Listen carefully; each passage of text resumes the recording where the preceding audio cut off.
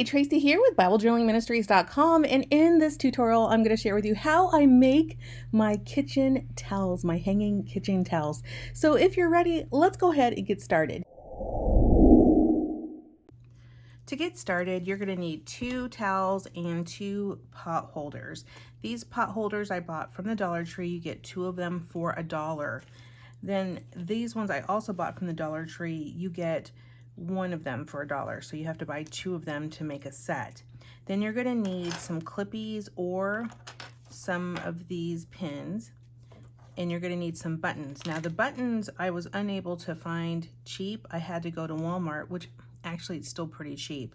I got this whole bottle of buttons for $11, but they also have smaller packs of red buttons that you can purchase, and they're like $2, and you get a ton of them in the little pack.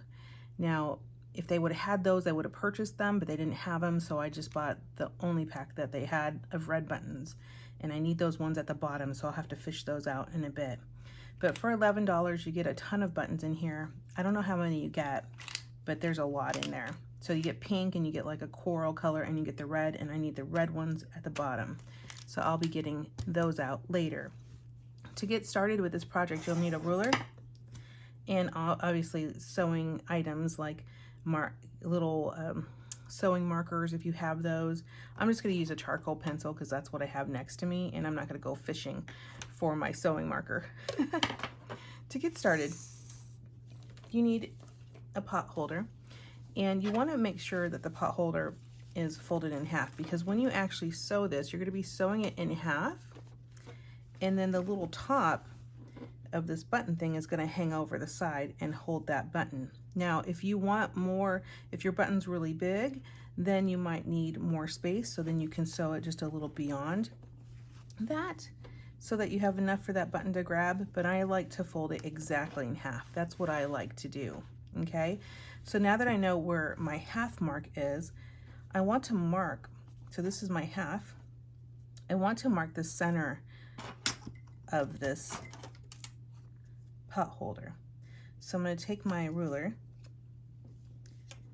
and I want to mark it in the center. Now this is a 7 by 7 square, so I'm going to mark it 3.5 inches.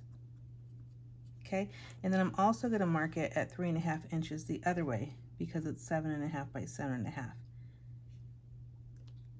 So really my center point is this one right here.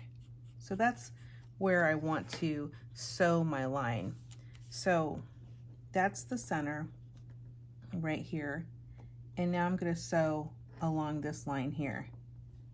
And let me just mark it for you so you can see. I don't worry about this mark here because it's going to be something that people probably won't see that much. But if you have a sewing chalk or a sewing pencil, use that because it will disappear in the wash. Then I'm going to take my towel here, so I know where the center of that is, and I need to figure out how big I need this to be. Well, I already know I need it to be 7 inches. Now I'm going to take this and chop that off there, and I'm looking for 7 inches in the middle. Okay, so this towel here, let me move this out of the way. So this towel, actually, let's see if they have measurements on this towel. This towel is 15 by 25 inches. So half of that is 7.5 inches. So that's interesting. So I need 7 inches in the middle of this thing. So if it's 15, let me do my math here. Little math in the morning. So if I need a 7-inch square and I have 15 inches to work with, I can do 15 minus 7, and that gives me 8 inches. So I know that I'm going to have my square pot holder and then some inches on the side. So this is 7 inches, and this is 4 inches and 4 inches. because 4 plus 4 is 8. So then I can take my 4 inches off and my 4 inches off this side, and I know where to fold my towel. So here's my first 4 inches. And then here,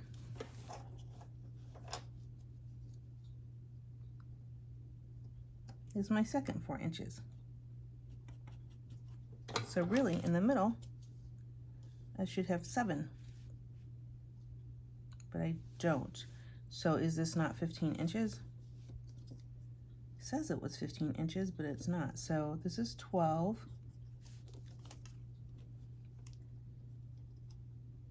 Okay, it's only 14 inches. Well, that makes a difference. So it's not 15 inches, it's actually 14 inches, even though it says 15 inches on that. So you guys gotta measure, I'm telling you. Definitely want to measure. Okay, so if it's 14 inches, 14 minus 7 is now 7. If I want 7 here, then this has to be 3.5 by 3.5. So let's try it again. So I need 3.5 here and 3.5 on this side. So we should always measure to make sure we have the right width. Yep, and we do. Okay, so now I know I need to fold this so that this is on the fold. So I'm just gonna fold it like that, and I'm gonna clip it. And then I need this to be folded on the fold as well. And I'm gonna clip that. And now I need to make this towel straight.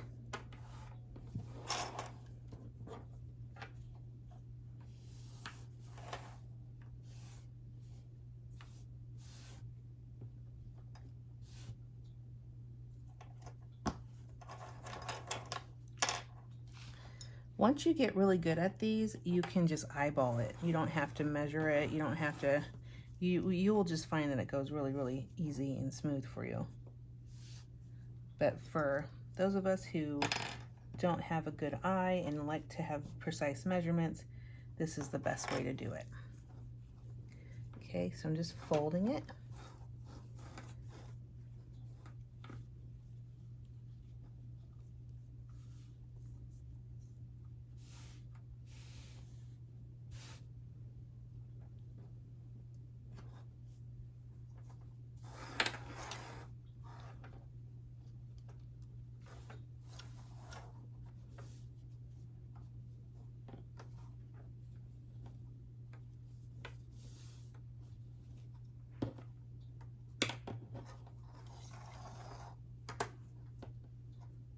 So this is what it's going to look like when it's done. You can choose which side you want to be the front or the back by flipping it over. Now, I know I want to sew this onto this part here, so I wanted to make sure that my towel is folded exactly in half. And these towels aren't to measurements, so you have to kind of work it with your hands to make sure you have it on the right side. Okay, so now I'm going to fold this, so I'm going to sew this fold onto the top of this fold. So I can probably, what might be a good idea is just to take my little marker, and so when I open it up, I don't mess it up. I know exactly where that fold is. Okay. So now I'm gonna sew this exactly on right here, right where the fold is, so the fold matches that line that I put right there.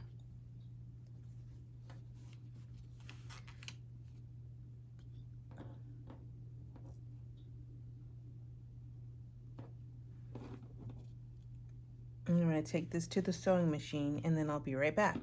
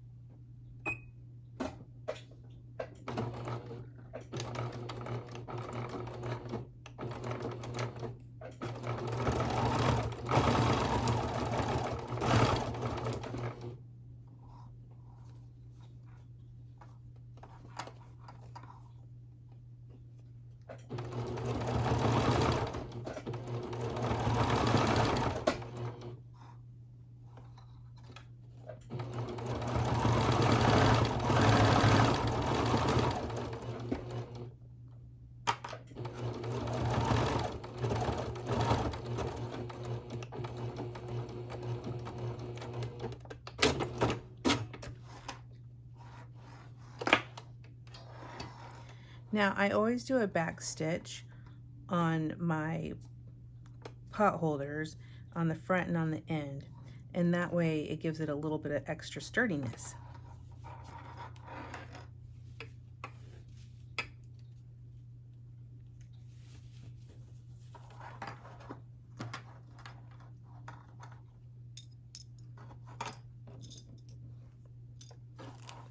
And now all I need to do is sew the button. So I will sew the button and I'll be right back.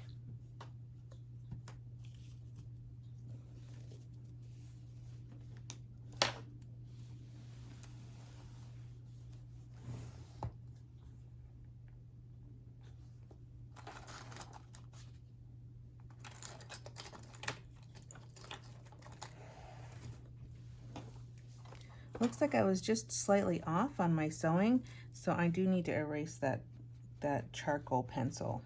So I'm just taking an eraser and erasing that charcoal pencil up. Sometimes that happens. I don't know why I was off. To sew the button, I need to get the button first. And these are in order of color. I hate to just pour them out and get them all mixed up. Although they're eventually going to be mixed up, I think maybe I will try to keep them separated. Probably won't last long, but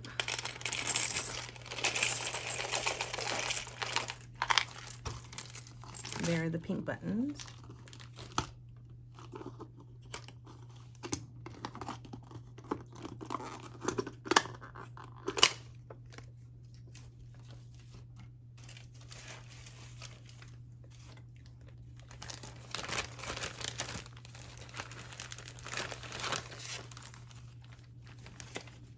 And here are the coral buttons.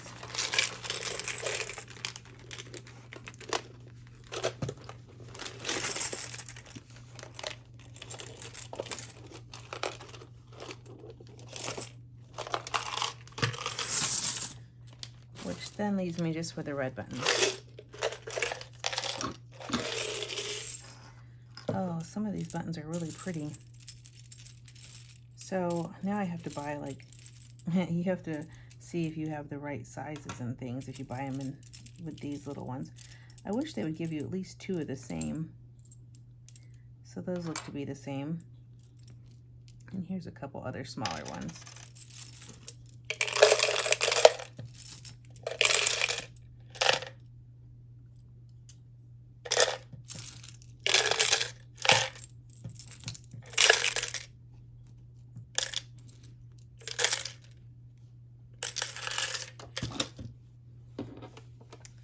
So if I choose a big button, I'm going to have to place it towards the top. And I probably have to place it towards the top if I choose a smaller button as well. Because I really want it to wrap over whenever it is time to put it on my kitchen,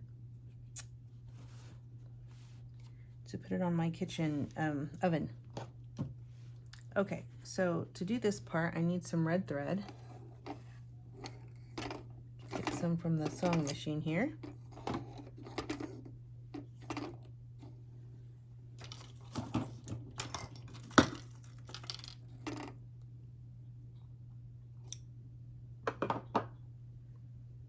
And I need to thread my needle.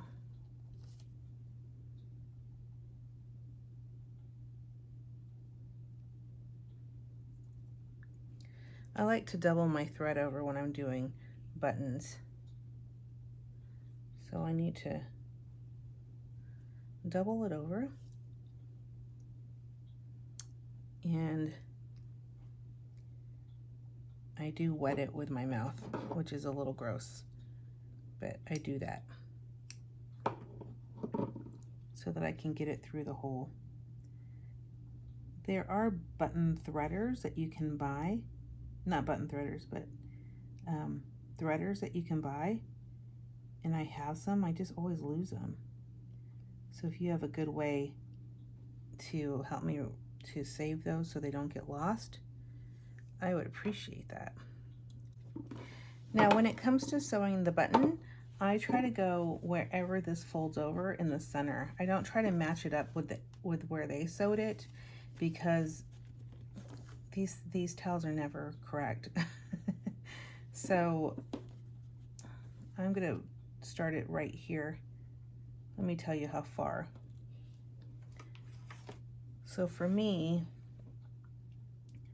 at about 1.5 inches down from the top is where I'm gonna sew my button. And unfortunately, I wish I could say I'm centering it up, but the problem is sometimes this loop is not centered. So at 3.5 is where the center mark is. It looks like they're pretty close on getting it centered, but it's not exact. So I usually will do it by eye, because I don't know if it's quite centered, this loop. So I'm going to sew my button on.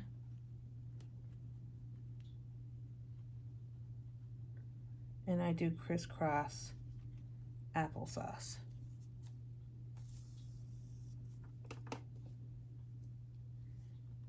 And if I'm being really careful or really wanting to make sure that button stays on, I'll go through it twice. But usually when you buy towels in the store, they don't go through it twice. They just go through it once. Usually this is all you get when you're buying from the store. You just get these 2 stitches. But I like to make sure that it's going to stay, so I'll do additional 2 stitches. Because I'm pretty hard on my kitchen towels, and I want them to last.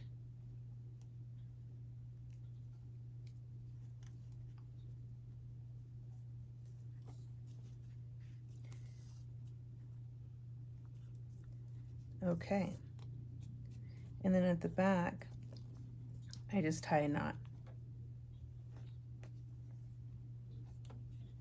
So I've been making these kitchen towels for about 3 years now, and I make them for my friends. I don't sell them, but if you were going to sell them, you would want to think about how much it costs in terms of supplies, but then also how much your time is worth.